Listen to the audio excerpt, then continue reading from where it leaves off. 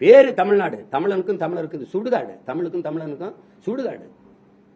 என்ன வச்சிருக்கீங்க? நீர், தண்ணீர்கா?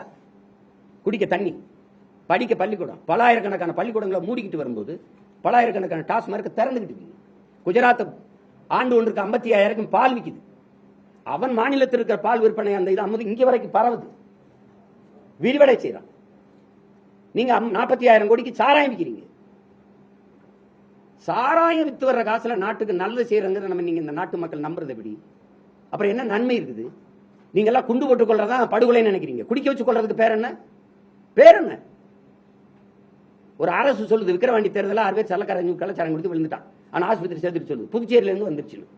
நீங்க போயிட்டு புதுச்சேரியில இருந்து வாங்க, எத்தனை தடவை சோதிக்கிறான் வண்டியை நீத்தின்னு. அத்தனை சோதிச்சு அங்கிருந்து மதுப்பாட்டில் இங்க வரக்கூடாது தடுக்கிறவன் சாராய போட்டத்தை அப்படி உள்ள விட்டான். யாருக்கு தெரியாம வந்துருச்சா? இதை சொல்றதுக்கு வெக்கமா தோத்து போச்சு அரசு.